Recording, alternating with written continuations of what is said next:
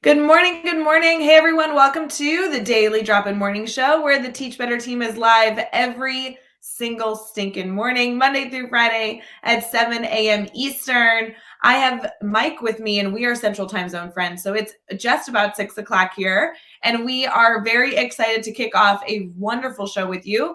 We have our weekly theme that we'll be diving into, which has to do with celebrations.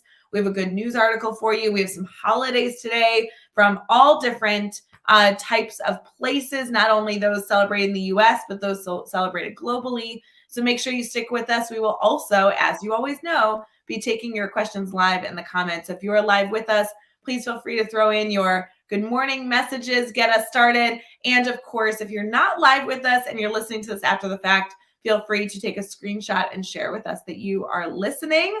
We'll be right back to get started.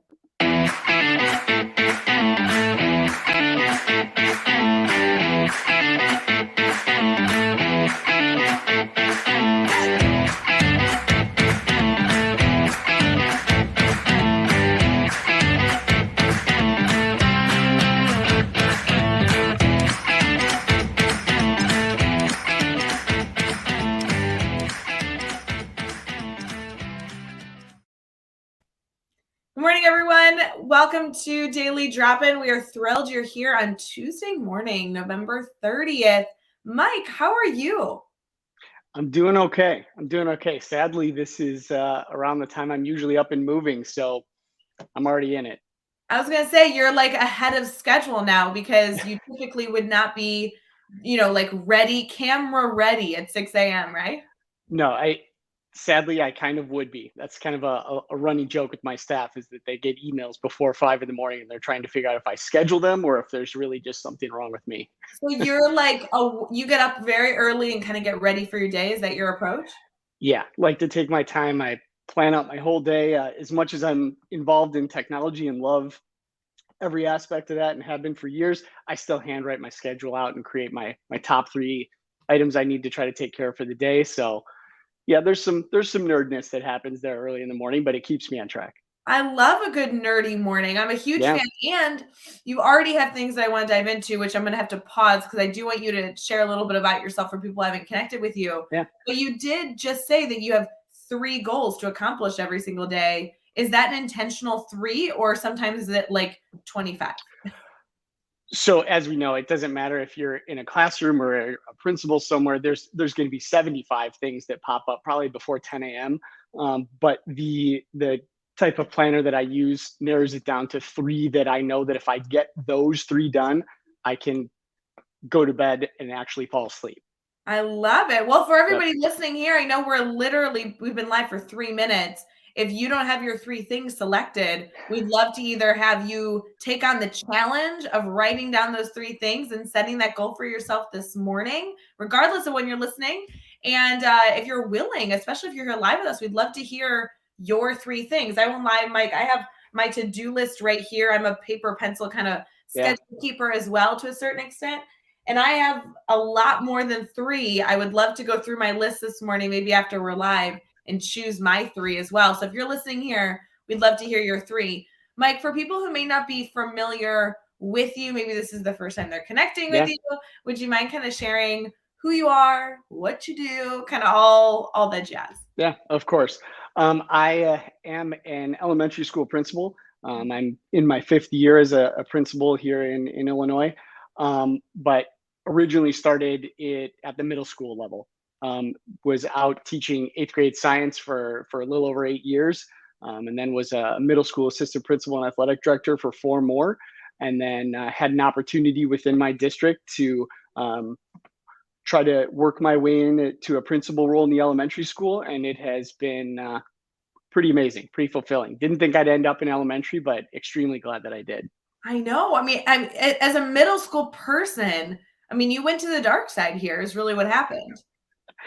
And it's funny because now that my own child, my oldest, is in middle school, you realize, yeah, you're okay staying in elementary for a little bit. That's just a whole mesh of emotions and hormones that I do miss from time to time, obviously, but it's okay to have someone walk up at school and give you a hug instead of rolling their eyes. No, totally. I mean, it's a completely different feeling, that age group. I Yeah. love it. I know it's always fun to be able to go into an elementary school and hang out with that crew as well. Those are special kind of teachers too. Most of them are extremely, I mean, I'm stereotyping, but extremely creative and passionate and just wonderful, wonderful staff there.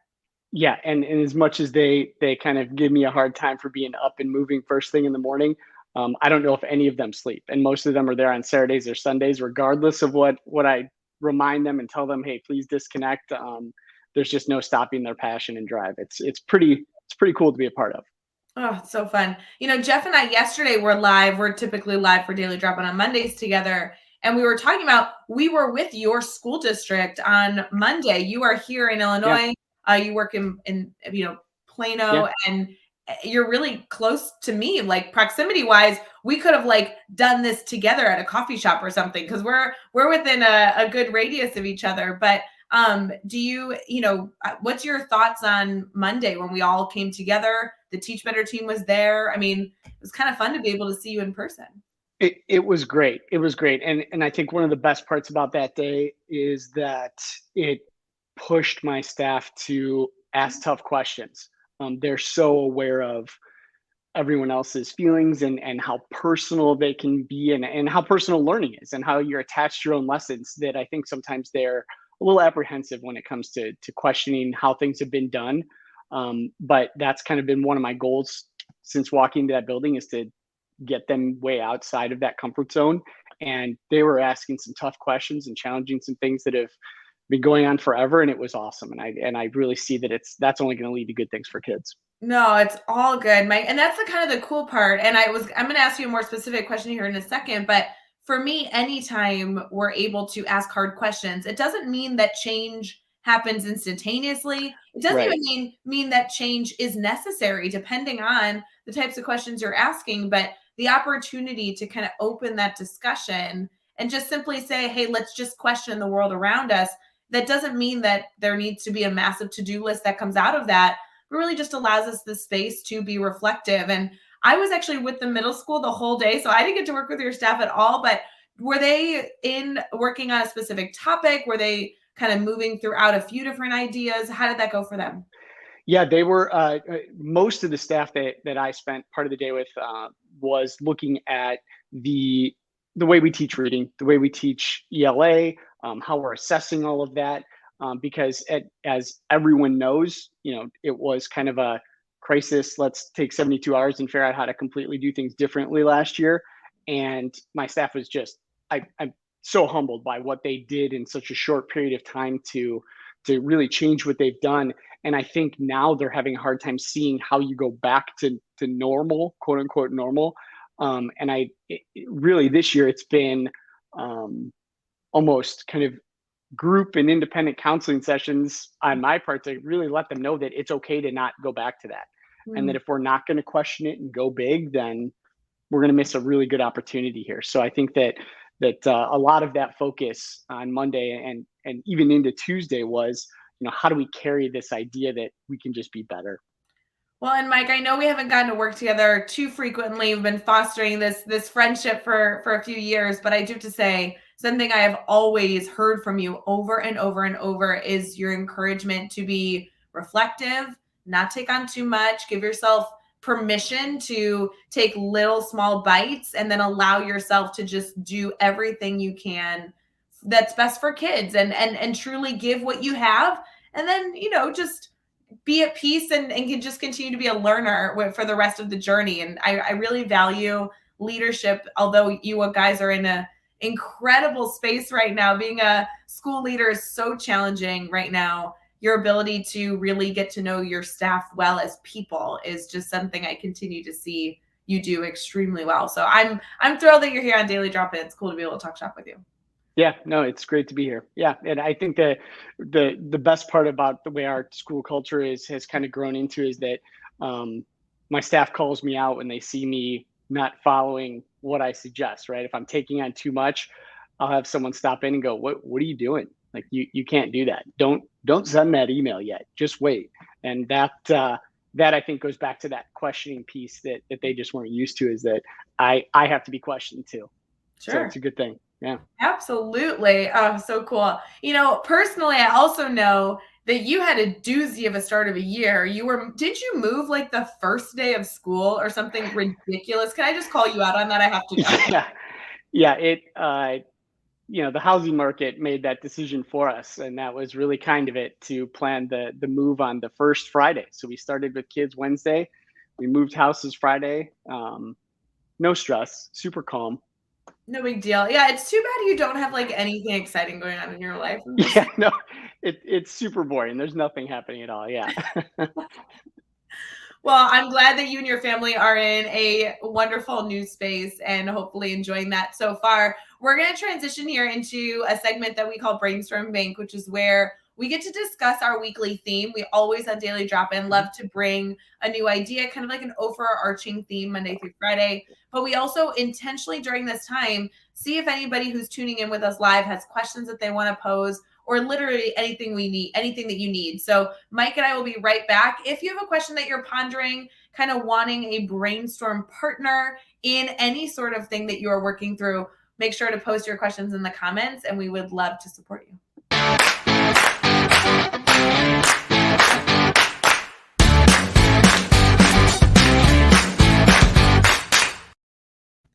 Morning, everyone. You know how this works. It is the Brainstorm Bank time, and this is our intentional moment where we just get to sit back and pause and say, hey, friends, do you need anything? We know this year has been a doozy. So whether you are thinking through instructional practices or assessment design or classroom management or a behavior that you're striving to overcome, what are the small little things that you're looking at right now and thinking, hey, I really would love to have a brainstorm partner in this topic. Mike and I in no way promise to have the right answer for you, but we'd love to be here to brainstorm. So if you have anything that you are currently thinking through, whether it's a meeting you're feeling a little anxious about later today with a parent or working through how you might end the year strong, we are here to be a part of that with you.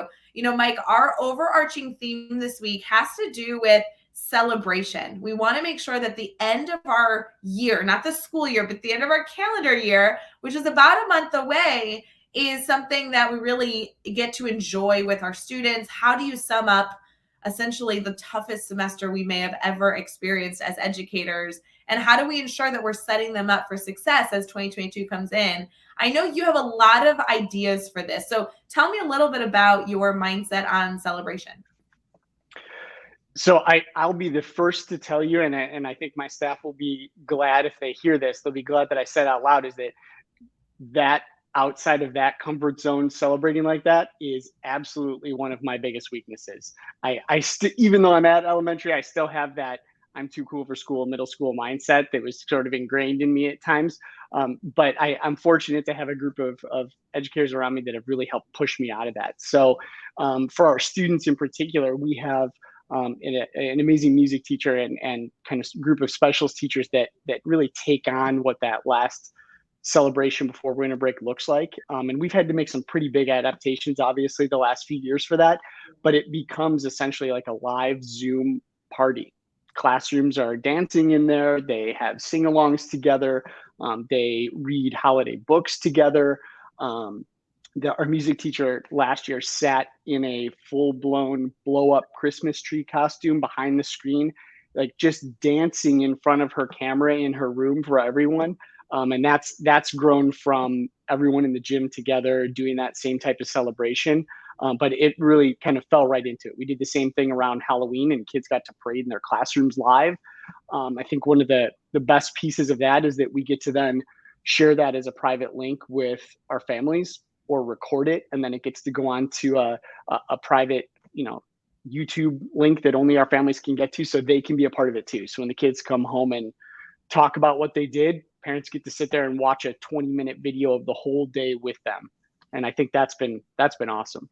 Okay, that is such a cool opportunity that you guys have created in your building. I want to ask you about logistics, if you don't mind, because we're getting comments right now being like, oh my gosh, that's so awesome, or tell us more. And the logistics of that initially when you were planning with obviously those incredible educators that are helping you bring this to fruition, it's not necessarily something you just snap your fingers and it's ready. So when you were trying to essentially duplicate us, your whole group coming into the gym and celebrating. Now you're transferring into Zoom. I'm seeing some questions in the chat. We'll get to that in just a second. But how does that even begin? How did you plan those logistics? What are some of the settings? What's the communication that you provided? I want all the things. Yeah, so we use ClassDojo we have ClassDojo, and then we just started a school Facebook page this year. So ClassDojo, I like it really just for the messaging piece. Like everybody else in the world, you like it when a message comes straight to your phone, feels more like a text. It's easier than email. So those quick pieces of information, we use that so we can pump out links, we can send images, we can do reminders all through that for our families. And then really it's the in our building, we have what they call the TAC team, Technology at Centennial. And it's a group of 5 or 6 teachers that on their own have created here's how we're going to support one another with technology. And kind of the bigger shout out that's far beyond putting on a holiday celebration was that they really led trainings going into last school year when we had to be hybrid or remote or who knows what we were. We found out Monday morning, and they created their own website. They created their own tutorial videos that teachers could go back to. They had office hours that teachers could come to. So we're just beyond fortunate to have a group of teachers that do that. So they really took on the logistics of that. It was trying to figure out how you can have, if you're limited to a number of viewers on Zoom, how does that look? So some of that, to be honest with you, ended up being a Zoom recording that we then put out through YouTube later, just so we didn't have parents missing out on it, unable to connect, because yeah, we had that for the first one. Nothing was perfect. We had about 75 people calling the office. The office staff loved me that day because the link wasn't working properly. So they fielded probably 75 calls in 6 minutes to figure out what was happening. But they were even coached up enough to be able to remind them of where to go, how to log out, what to test. So it's really been a coaching staff up on how to do that. Well, and I know we're getting questions in the comments, so I'll get to those in just a second. Please feel free to keep posting those questions. We'd love to answer anything you guys are still thinking through. Because Mike, I love that we're talking about this now, because these ideas, you're kind of looking at implementing them in the next 3 weeks. It gives you a lot of time to figure out these logistics. So I do want to follow up though, you're talking about these teachers, these incredible leadership roles they've decided to be in to support their colleagues, which I love. Yeah. It's one Zoom link that they are essentially like creating this opportunity. What does it look like on Zoom? How do the classes get involved? Can you tell me a little bit about, yes, not only the coaching that happened behind the scenes, but what the teacher, like if I was a 2nd grade teacher or a 5th grade teacher, what was my direction in terms of supporting and getting my kids ready for the Zoom?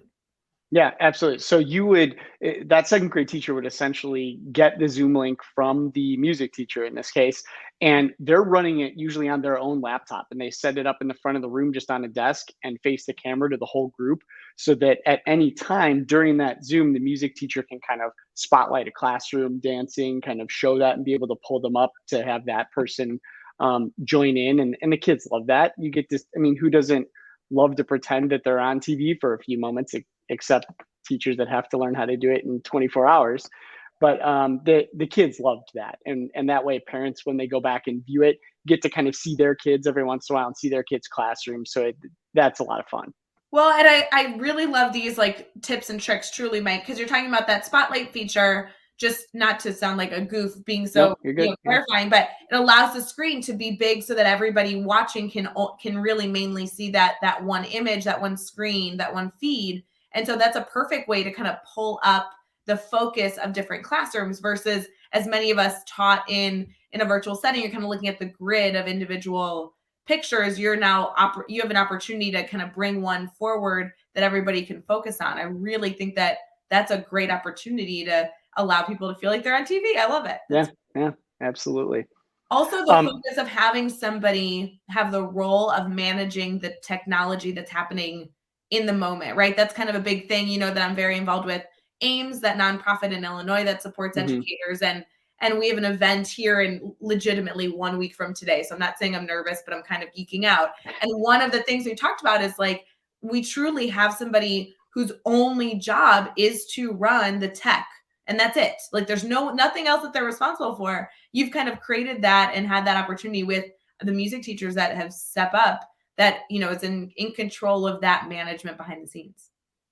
Yeah, we've been very lucky with that, and our art teacher as well is a part of that. So I think at that time, because they don't have students with them, they sort of are. Someone needs a certain chord. There's a lot of running and behind the scenes there, but the staff has really learned so much in the last 2 years that they are able to take care of quite a bit of those tech things. Even just the second grade teacher example that you use, if their camera's not working, probably 90% of the time they've found a way to troubleshoot that on their own, which is just it's incredible to see that growth in such a short time. For people that doubted and were worried that that was going to be the thing that held them back, it's not even close to being on their list of top 50 things to worry about. Well, and I really like that you kind of have created, as a group, you've created kind of like a production team for this, right? You have the coaching that you're providing to the individual classroom teachers, which is outstanding support. You have your, you know, your office staff that's getting this type of support so that they can troubleshoot and answer questions over the phone, which is outstanding support. You have your technology team that is essentially committed to not only providing support but triaging in the moment. And then you have somebody on the back end who's running all the tech live. You really have a wonderful system that works throughout this day, and everybody in the forefront gets to just celebrate the wonderful opportunity to be together. Yeah, and I need to make sure I say it again. I did not create that. That is a team of teachers that totally on their own stepped up and have just done amazing things. I'm just there to make sure that nothing gets in the way of their progress and their growth.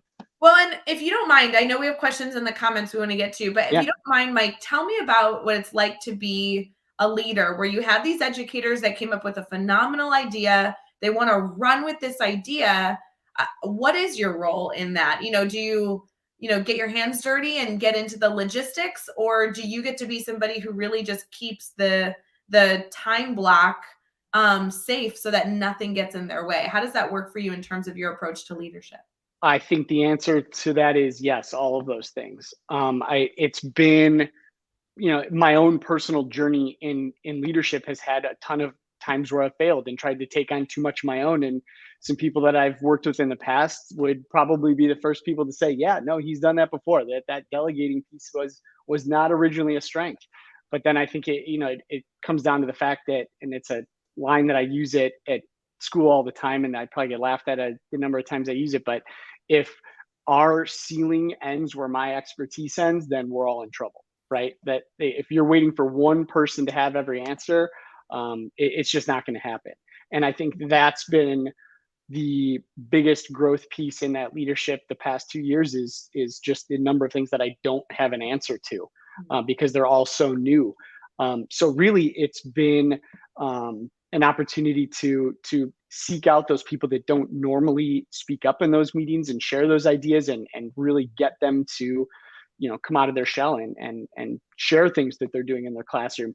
And then when they're doing the right thing and they finally look like they're ready to share, I try to jump in and take care of as much of that other stuff out of the way. So if that means I need to go grab a cord from someone somewhere and help plug things in and get it working, yeah, I can do that. If I need to cover a class for a half hour, you better believe I'm going to do that, because their success is far more important than mine.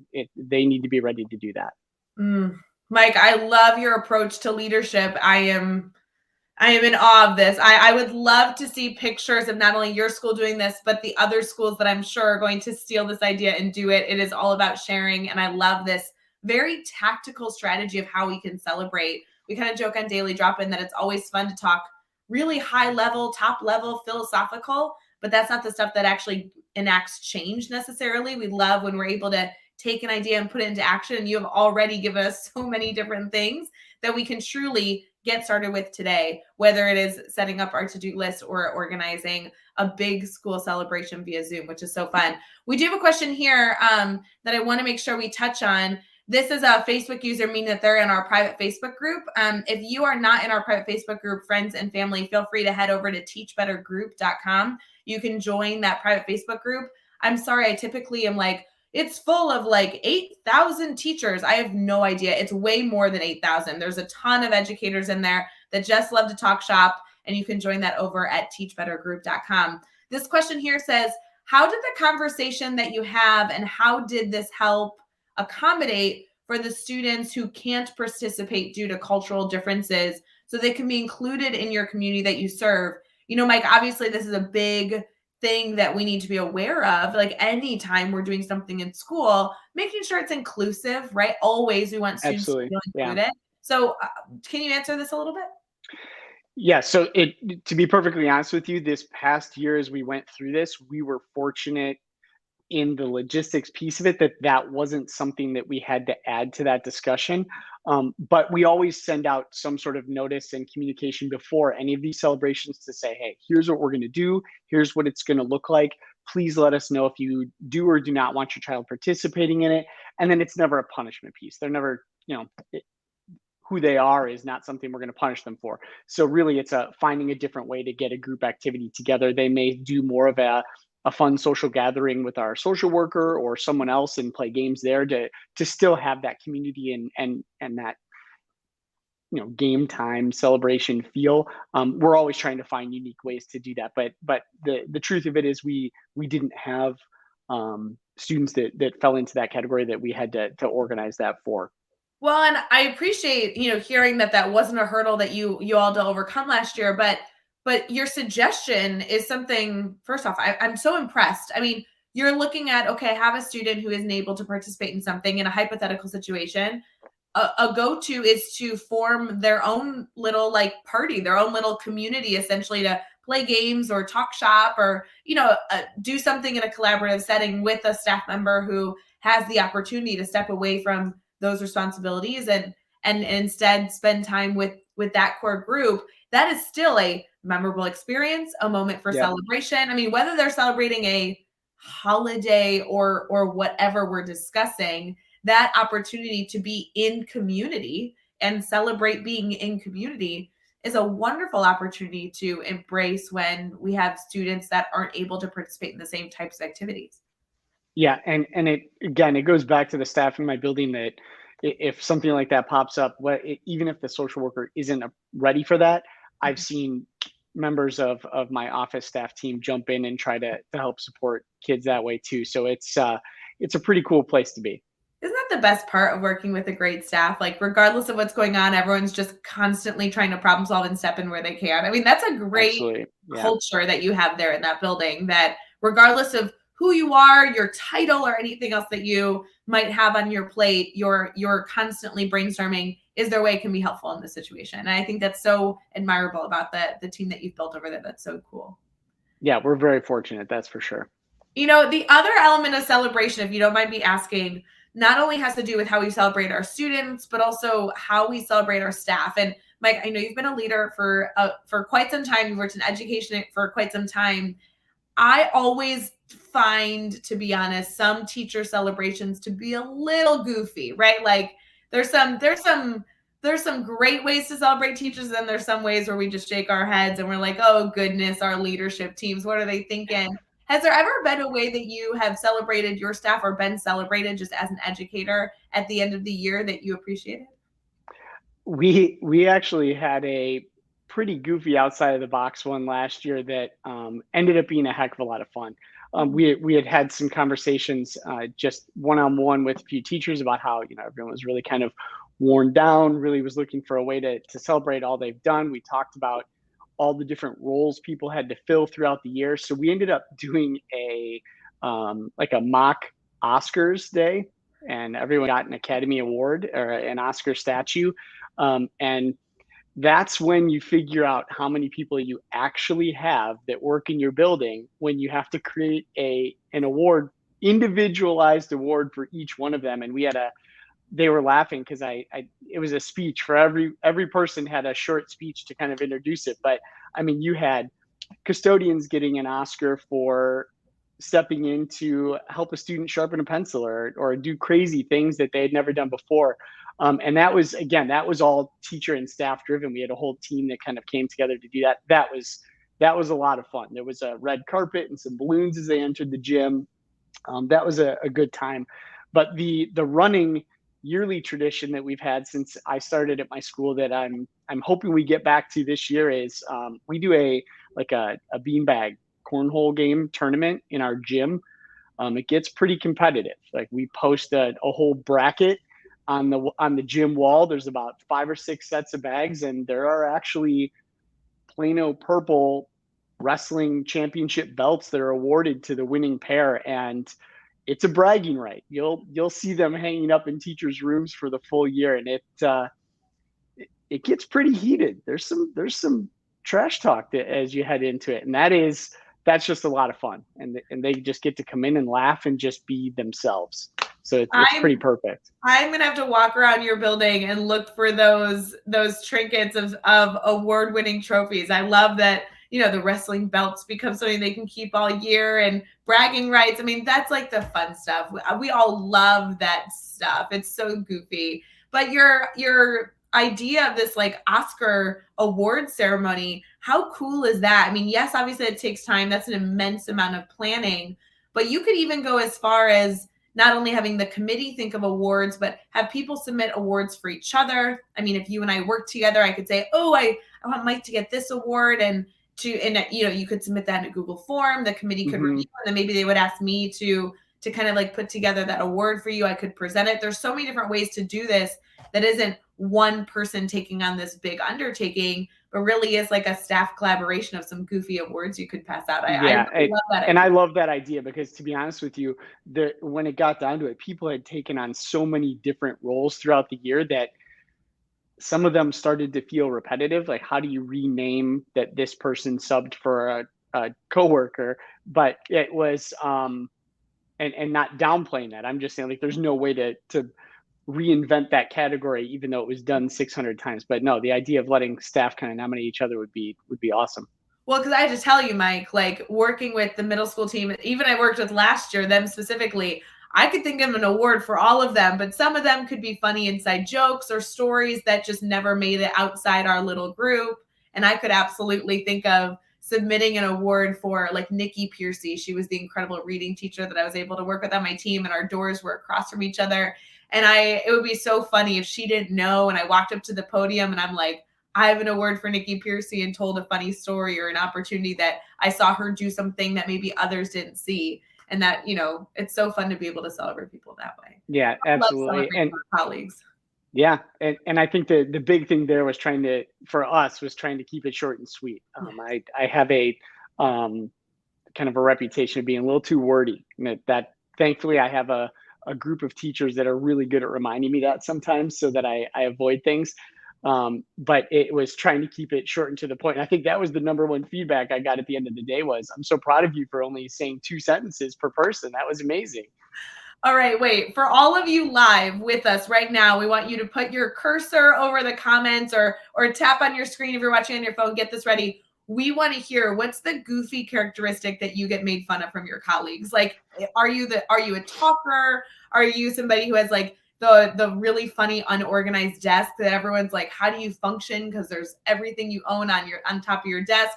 Tell us, what is the funny characteristic? We would love to kind of laugh at those this morning. Something goofy, nothing serious, something goofy that somebody would say, oh, well, if you worked with Ray, let me tell you, this would be the characteristic. In the same vein, Mike, while they're posting those comments, tell me a little bit about how you do make this work time-wise, because I love these ideas you've shared. I mean, whether it be the Zoom celebration, the Oscar nominations, these are all just so fun. Even the bags tournament, like, holy cow, these are such great, memorable ways to celebrate ending the year. But how do you find time for them? So do you guys have a system for that? Is there a blocked off time? Tell me a little bit about that. So those events, those specific ones, the Oscars one and the bags tournament, tend to happen the day before breaks, where we have a half day school improvement time. And the fact is that there's so much team time and team discussions and professional development happening in the building every day that I actually went in and had that conversation with my superintendent and said, listen, based on what's been happening here the last few years and how hard they're working, they need this time for improving their mind so that they show up after break. I need them to come back. So we just need to remember why we're here and get to that piece.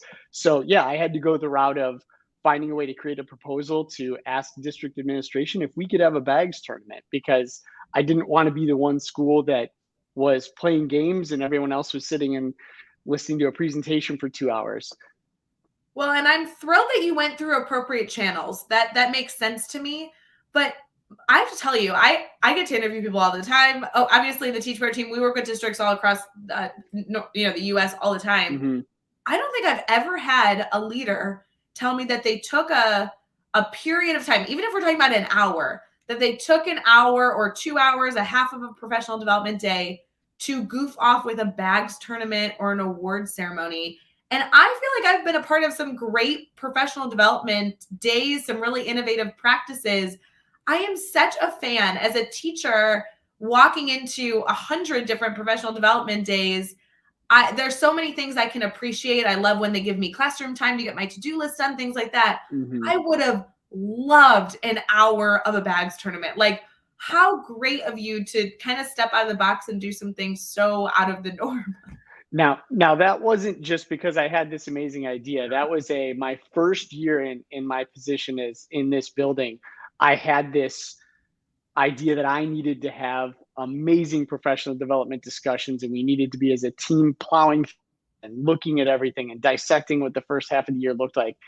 And it was the most brutal 3-hour afternoon that I have ever been a part of. And I was the one that organized it.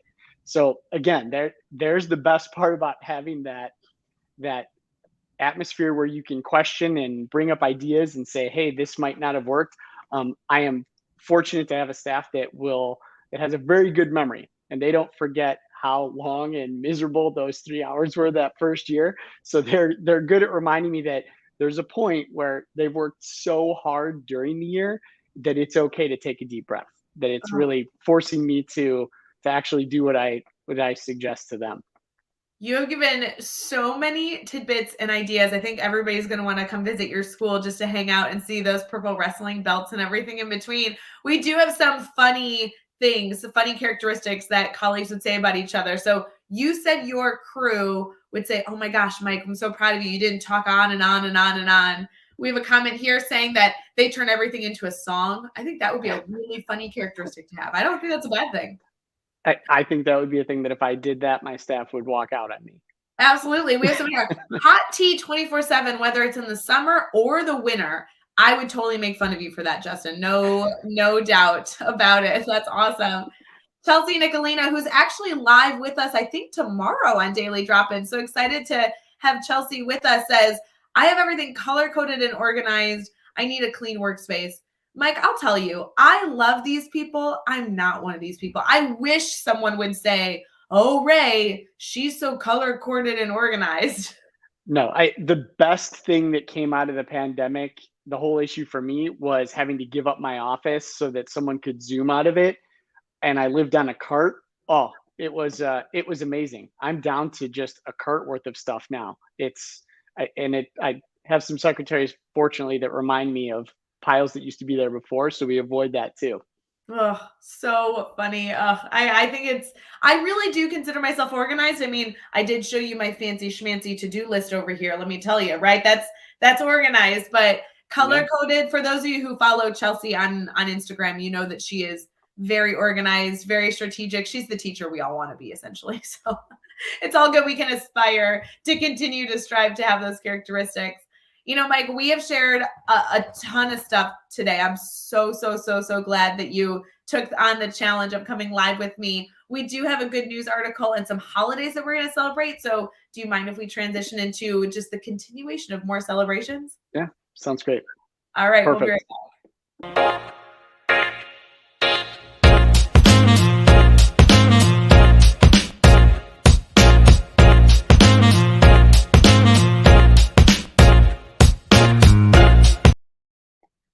All right, friends, welcome back. We are at the tail end of our Tuesday, November 30th Daily Drop-In Morning Show. we have talked a lot about different celebrations, different opportunities to build collaboration in your buildings. And we're going to continue that discussion with some celebrations of not only goofy holidays that are going on today, but also some serious holidays, some religious holidays that are celebrated around the world. And then also we have a good news article that is definitely something worth celebrating. So as we're looking here, Mike, I know you're somebody who likes a good celebration. Some of these holidays are usually a little wacky, but some of them are good. So let's go through this. First of all, as a reminder for everybody, today's Giving Tuesday. So Giving Tuesday is a day set to strive to benefit your community. If there's any opportunity you have to give to others, not only every day, but specifically today, that would be wonderful. It's also a National Computer Security Day. That seems important, right? I don't know, computer security. Seems Not like really a good fun, but yeah. Not really fun one. Yeah, I agree.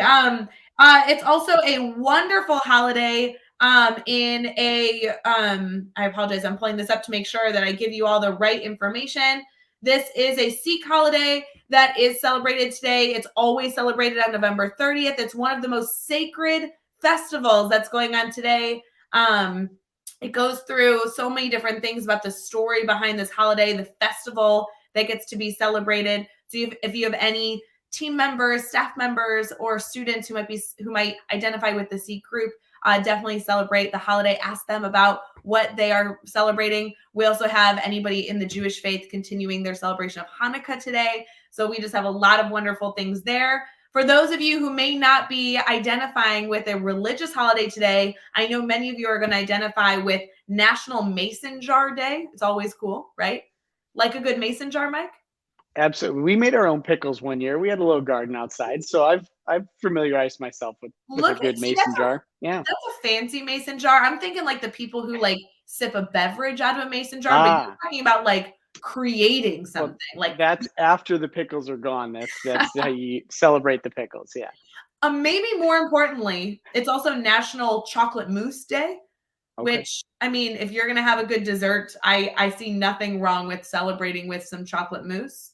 And last thing, it's National Stay at Home Because You're Well Day. So I think this is insinuating that even on a day that you are physically feeling okay, giving yourself permission to take a break. We're not necessarily encouraging you to do that on a Tuesday, but if you need it, if you need time for yourself, please make sure you are taking it. That's a big reminder for any educator out there for sure.